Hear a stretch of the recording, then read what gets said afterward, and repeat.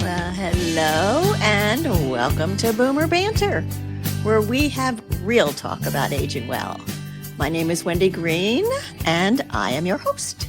And every week on Boomer Banter, we talk about the challenges, the changes, and the possibilities that come along with this season of life.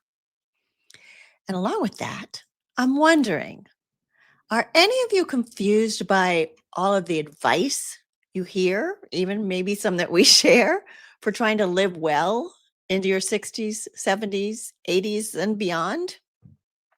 Things like age well, be healthy, keep moving, drink more water, eat more protein, give up all meat, learn a new language, do crossword puzzles, no devices before bed, drink red wine, drink no alcohol, take these supplements, get your vitamins from your food, meditate, get regular sleep, get vaccinated, eat more fiber, walk more, do strength training. Oh my gosh, it can be overwhelming.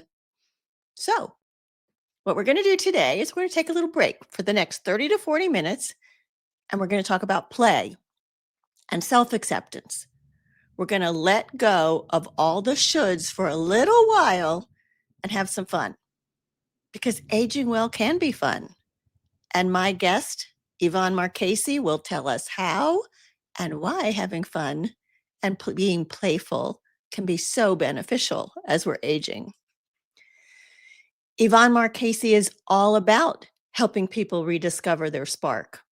She hosts the Late Bloomer Living podcast, which you've heard me talk about over this last month. She co-hosts the Salty Sisters live stream and leads the Age Agitators Club, a community for women who refuse to fade quietly into the background. She's also a photographer, speaker, and author of In Full Bloom, a guide to aging playfully, which hit number 9 on Amazon's midlife bestseller list.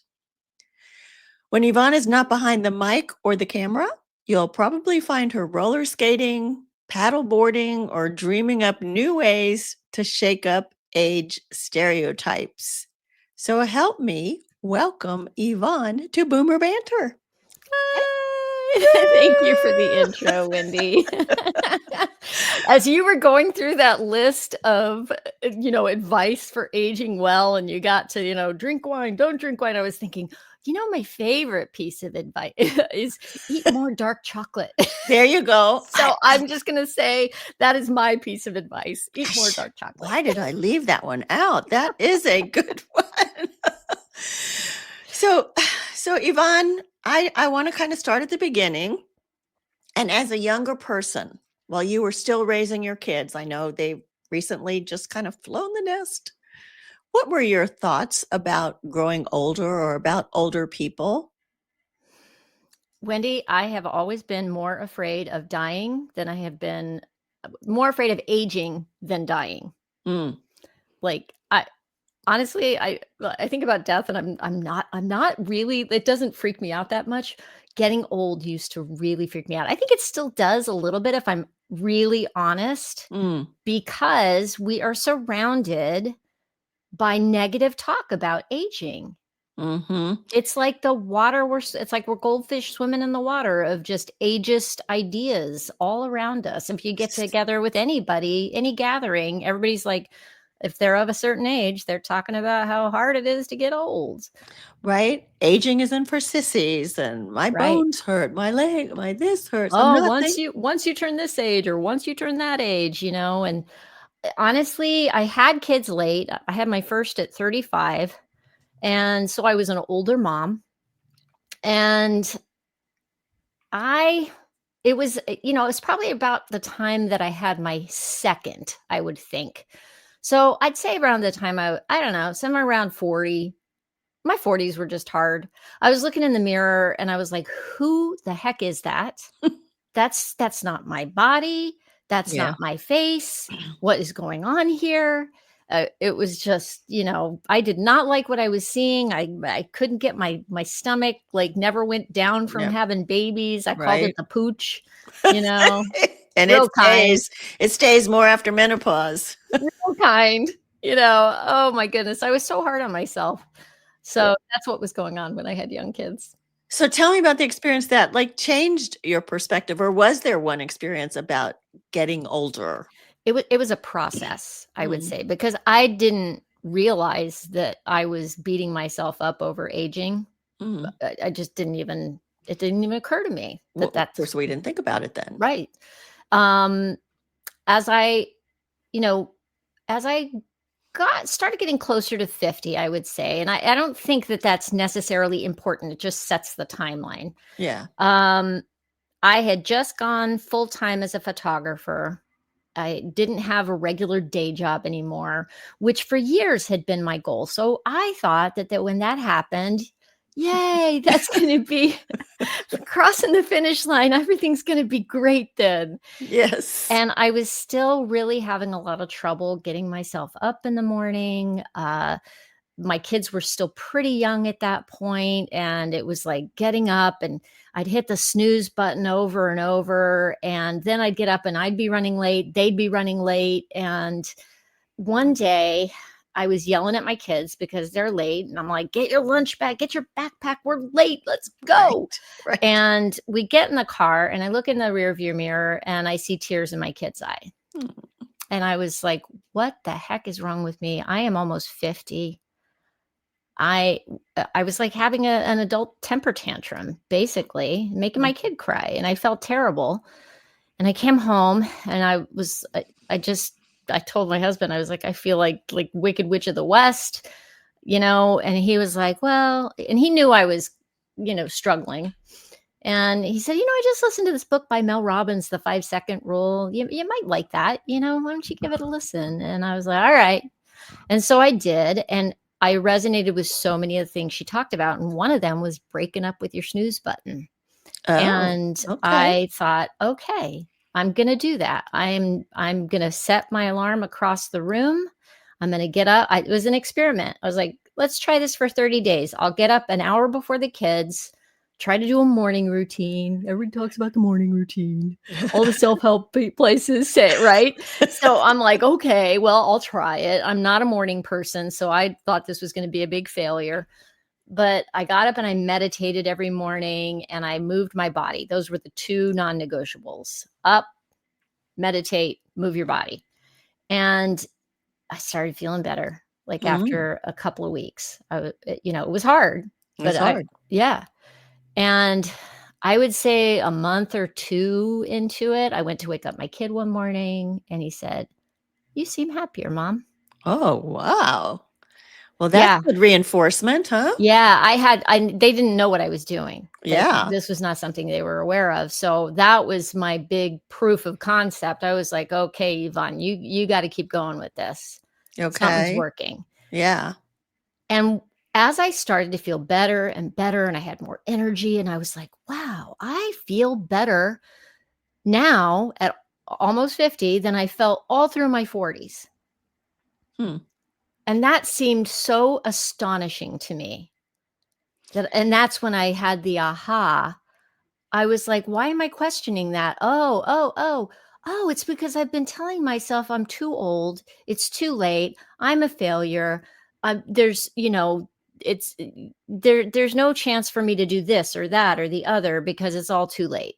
Right. All those self-defeating messages that you associated with getting older. Yes. Yes. And so now you were finally like, look, at almost 50, I'm getting better. Yeah, because what occurred to me was, wow, if I feel better now than I felt, and I continue to feel better because I'm taking care of myself.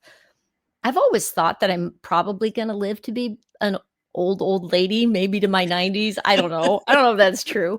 But if I do, that means I've got another 20, 30, 40 years ahead of me. That's a lifetime. What am I going to do with that? Yeah. And that's when I started to get excited.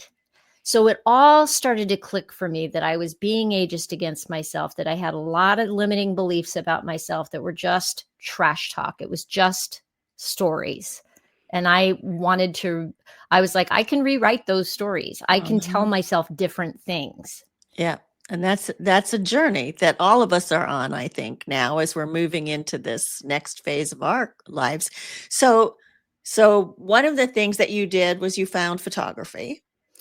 Yes, when I was 40 is when that happened. That was a big pivot for me. Yeah. What brought you to podcasting? Well, once I realized that this was the trash talk in my head, I started thinking, that question that I asked myself in the car with my kid was, what's wrong with me? Why does everybody else seem to have it figured out? Why is adulting so hard? And I was like, what if I'm not alone? What if I just think I'm alone? What if other people feel the same way I do and they think everybody else has it figured out? So, and what if they're telling themselves it's too late and they're too old?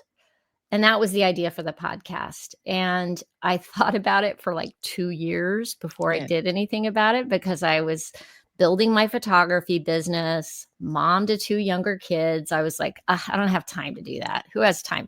And I don't know how to podcast, and I don't have money to learn, to have somebody teach me, to edit for me, to do whatever, like all the reasons not to do it. That's what lived in my brain for 2 years. Until finally I got sick of myself, because the voice to do the podcast was like kept popping up in the back of my head, like, hey,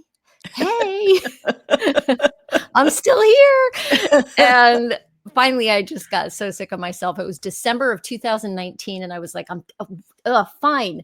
And so I decided to out myself. I wrote a post on Facebook that I was drawing a line in the sand, that I'd had this idea for 2 years, and this is my public declaration.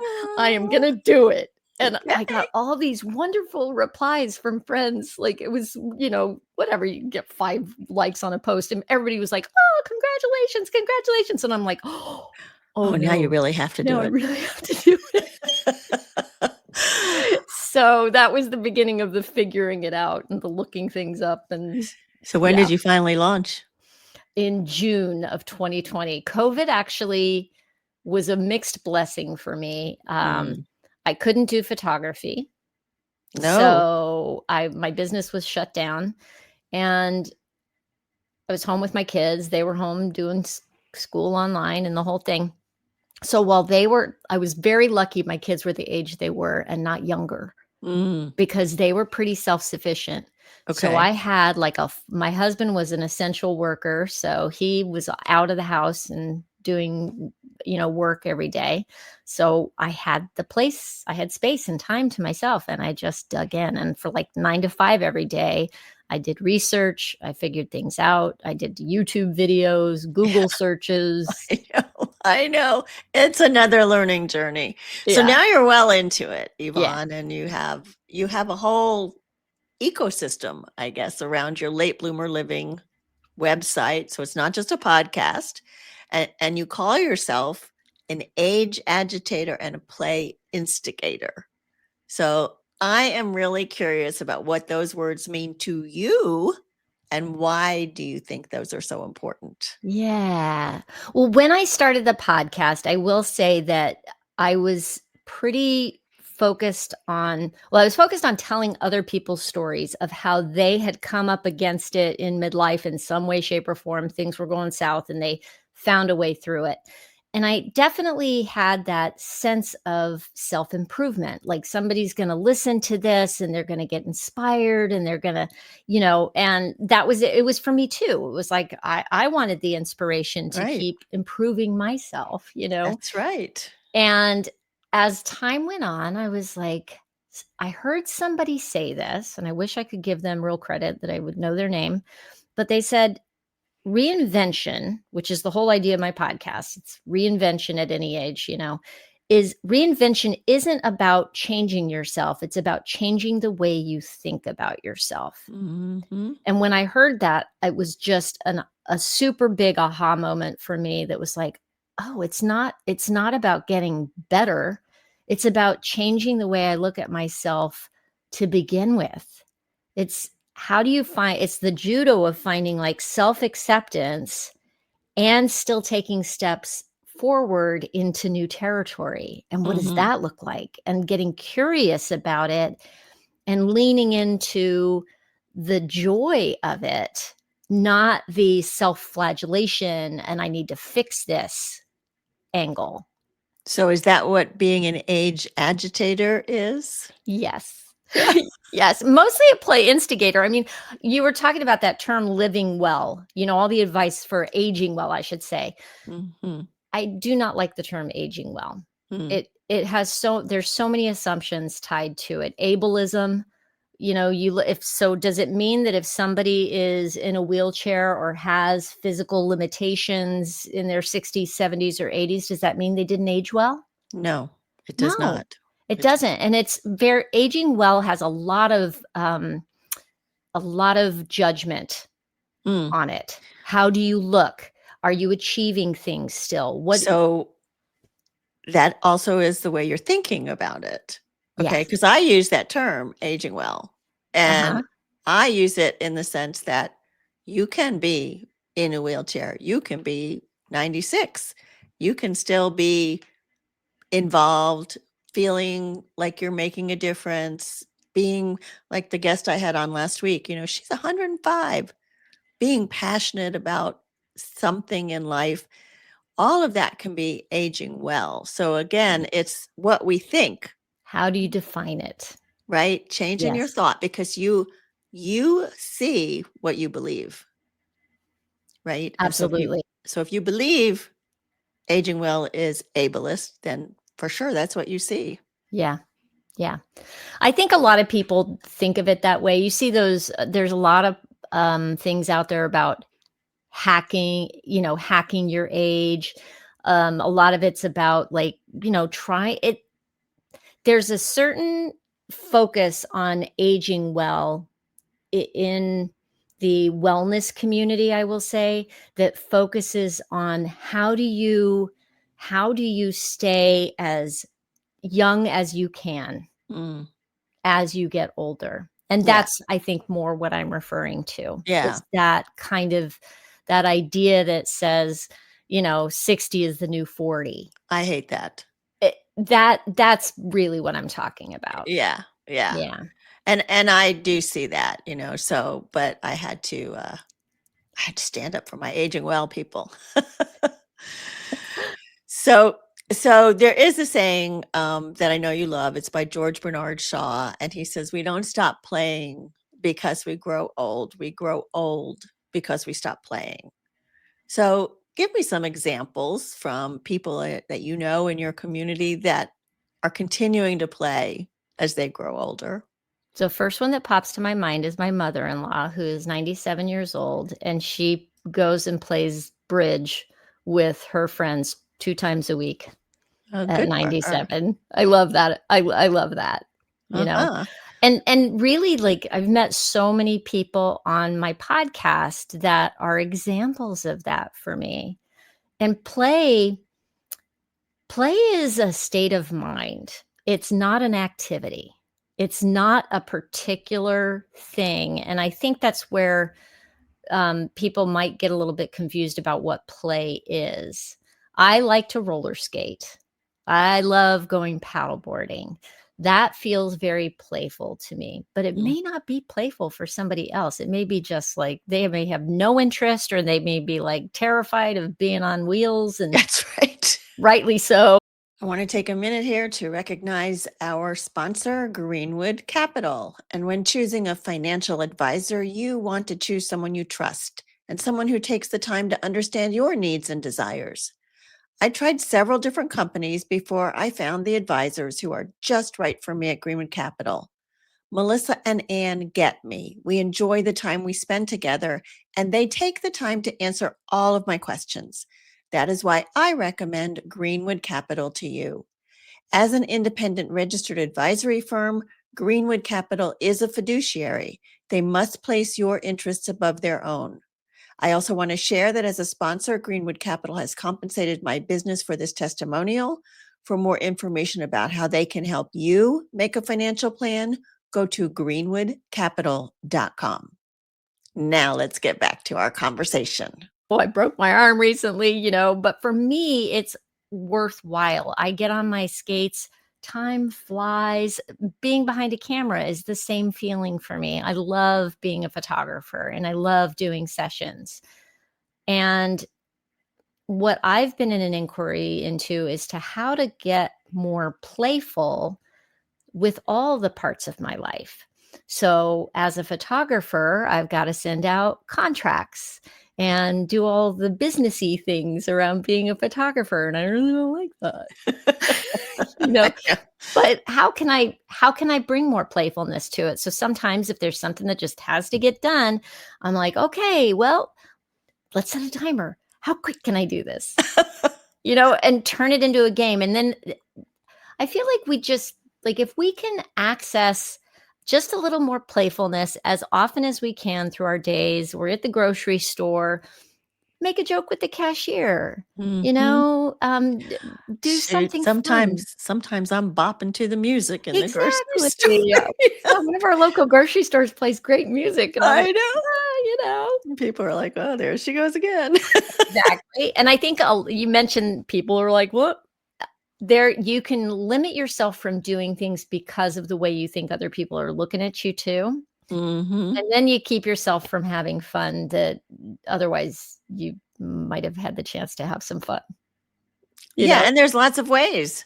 I mean, I'm not going to get on roller skates because I fell when I was 10 on roller skates, and I fell on when I was 11 and 12. And so that's not my thing. Right.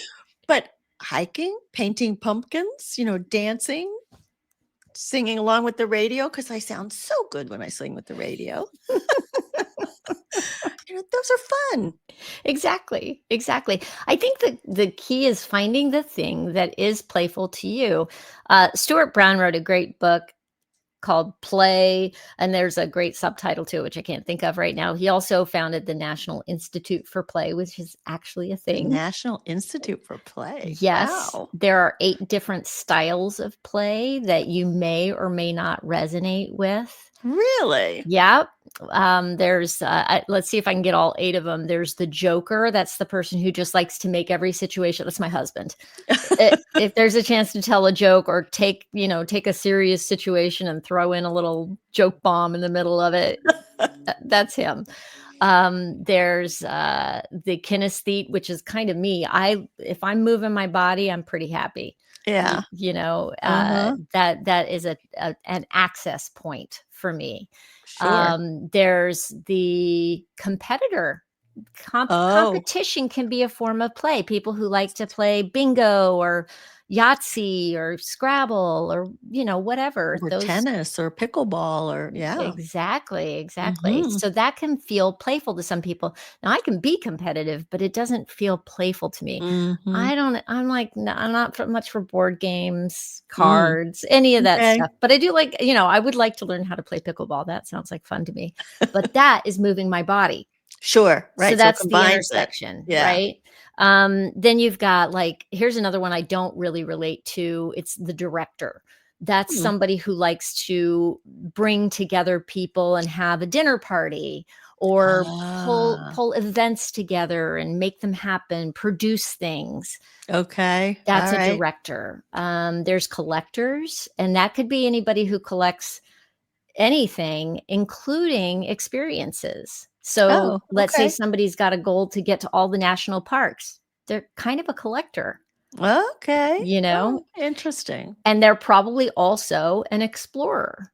So the explorer likes to get out and explore the world, but they might also explore ideas. Okay. So that's something that I also resonate with. I'm like, oh, I love to go down a good rabbit hole. Yeah. I love to go someplace new. That's exciting for me. And on and on and on. So National Institute of Play. I'm going to have to look that up. There's even a quiz that you can find somewhere linked in there that'll take you. So what kind of player are you? Yes, exactly. And it may be more than one. It probably is. It probably is. Probably is an intersection. Yeah. Well, that's fun. So what do you think is holding people back from blooming? And we talked about our thoughts a little bit, but well, from what's holding people back from blooming, I don't know. That could be any number of things. I think what's holding people back from play is that we have been socialized as we age. I'd say starting from the time when we're in school. As kids, we are naturally hardwired for play. It's how we learned everything. It's how we learned to speak. It's how we learned to walk. It's experimentation. It's doing things without having any stress over whether or not it's going to ever come together. It's not like we beat ourselves up as babies because we weren't walking, you know? We did not judge ourselves then. Exactly. We weren't judging ourselves. But you get to school and then you're surrounded by your peers, and suddenly you've got really well-meaning teachers and really well-meaning parents who want to prepare you for the big bad world. And they are teaching you need to be responsible, you need to show up on time, you need to be a productive person who's contributing things to the world. And we start to get all of these ideas about our value, our self-worth is tied then to our productivity. That's and true. I think too that when people retire, then they have nothing to say that I was an accountant. I used to be this. I used to be that. But what are you now? Right. And they've lost an identity. Right. And even if you're retired, you could still be doing something else that is your new thing. Maybe it's not earning money, but it's still an exploration for you. And that's a lot of the work that I do, Yeah. is to help you find what's next. And I imagine in your Age Agitator Club, you must talk about things like that. Yeah, absolutely. Tell me more about that, what the Age Agitator Club is about. It's fun. We meet once a month on Zoom at this point, and I usually come in with a topic for us to talk about. One of the first ones I did, I really enjoyed. It's one that stands out for me. I brought in a painting, and I put it up for everybody to see, and it was of an older woman, and she had a ponytail, and you could see her hand in the photo, but she had this little very girlish ponytail, and we talked about, what are you seeing here? What's the story that you bring to who this woman is? And so just like a chance to reflect on what we think aging is, and what we think, how old we think she is based on what we're looking at. Okay. And why, and what kind of judgments go along with that. That was one of the first ones I did. And then we've done storytelling, little fun things for Halloween. We told scary stories. I try to bring playful things in. We do all kinds of stuff. And I just am generally trying to shake people up and have them, remind them that it's really all just stories. The ideas that we have about what it means to get older are stories. It's true. So let me ask you what your new story is about getting older now that you've gone through all of this stuff with the late bloomer living. I'm exploring it. I'm still figuring out what I'm going to be when I grow up. And you have your mother-in-law as a great example. Exactly. And I'm cool with that, actually. Right now, I feel excited about almost in the not knowing, that it feels like, oh, well, maybe I'll try this, maybe I'll try that. I am in a place of inquiry right now. I feel like every few years I go through a change. We kind of talked about that a little bit before we hit the record button. And I feel like I'm going through another one of those moments. And sometimes you can get down on yourself in those moments because transition is hard. And it's not a one and done. So I now know about myself that I am a serial pivoter. I started off as an actor, and then I became a photographer, and then I became a podcaster. And I don't know what's next. I don't know. It's one of the reasons I love doing the podcast is that it allows me. My job is to keep looking and keep asking the question and stay curious. And I think that's tied to play very closely. Curiosity and play, they go hand in hand. So do these things find you, or do you ruminate about them for a while? Like, I'm going to be an actress, I'm going to be a photographer, I'm going to be a do they find you, or how do you get there? Well, let's see. So the actor thing was like from the time I was 6 or 7. I knew that that's what I wanted to do, and that was my very driving focus for my life until I had kids, and then I felt like I was done, and then I didn't know what I was gonna do. So for 5 years, it was like, "Oh my gosh, who am I now?" My whole identity was tied up in that. You went to school for that and everything. Everything. Moved to New York City, pursued an acting career. That's how I met my husband, and then we both did theater for years together before we got married. So when that was over and I didn't have something to replace it with, I was really lost. And then, it was around the time I was 40, I got laid off from my first time going back to a full-time job after I'd had kids. I had been there for 4 months, I'd been promoted, and then the 2008 recession happened. So Yep. I got laid off and I came home and I turned to John and I'm like, "What am I gonna be when I grow up? What am I doing? Right. What am I doing?" Yeah. And he was like, "Just sleep on it. You're gonna be fine. You're gonna figure it out." And I went to bed and and I had an aha moment. I woke up in the morning, I turned to him and I said, "I'm gonna be a photographer." That's Had you been playing with cameras? No. No. No, that one was really, I call it a Shazam moment. And I had been trying to take good pictures of my kids with my little point and shoot camera at Yep. the time and failing desperately. And I knew what I wanted those photos to look like, and they were nowhere near it. And so I bought my first real camera. I enrolled in a study from home program for photography, and I Oh, took wow. my big camera with me everywhere I went, and then I started doing it on the side once I got a real job and started slowly building up, business and stuff. And yeah, and it saved me because as an actor, you can only work when somebody gives you permission. There's That's right. gatekeepers at every step. But with photography, I could pick up my camera anytime I wanted to, and I could Mhm. make a beautiful image or something I thought was interesting. And that was a revelation to me. And it felt very empowering. And I think it's one of the keys that started me down towards this path of being a podcaster, because this is something I do it all myself. There's no Right. gatekeeper for this, Right. you know? Right. And you can have fun with it, just like you can have fun with photography. Exactly. So Exactly. that's fabulous. So I'm not going to ask you about aging well, which is usually my last question. How do you define aging well? So I'm not going to ask you that. No, you can ask me that, because my definition is aging well is whatever you think it is. You get to choose. That's right.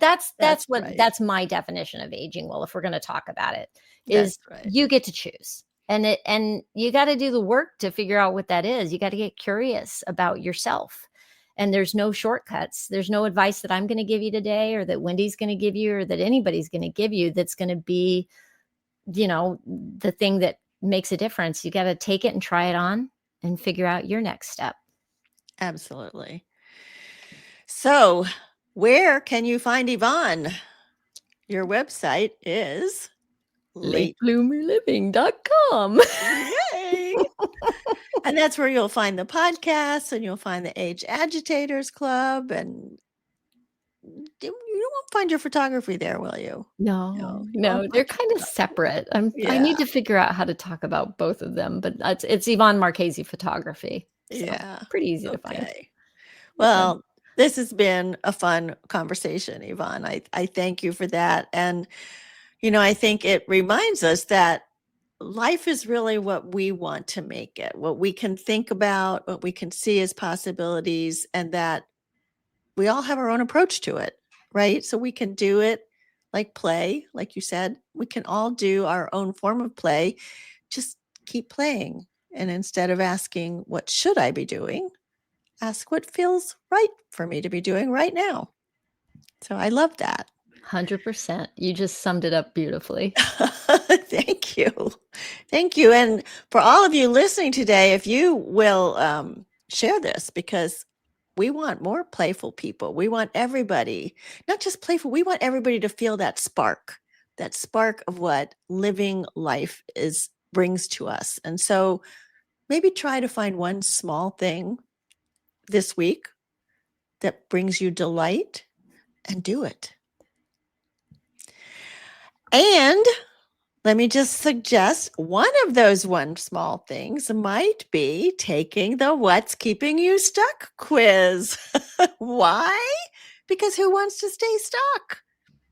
Like Yvonne said, sometimes when you go through those periods, it's hard. Transition is hard. So you want to be curious and engaged in life, as we talked about today. And this quiz, What's Keeping You Stuck, will give you insight into what's holding you back. But insight's not enough, is it? What are you going to do with that insight? Well, I have drafted 5 personalized emails for each stuck type. And the emails will share encouraging tips and powerful resources to help you step into the life you know you're meant for. The link to What's Keeping You Stuck is on the screen if you're watching live. It will be in the show notes for those of you listening. And one more thing, as Yvonne knows, because she's part of our Age-Wise collective, I like to promote somebody who is in that collective. And if you love to travel, listen to the only podcast dedicated to the Boomer and Beyond Adventurer, The Ageless Traveler, with host Adrian Berg. From travel health to exotic locations, Adrian gives you the tools to never stop traveling. You can listen to the podcast and subscribe to her free newsletter, Travel Tuesday, at agelesstraveler.com. Yvonne, thank you so much for reminding us that play and curiosity will help us bloom.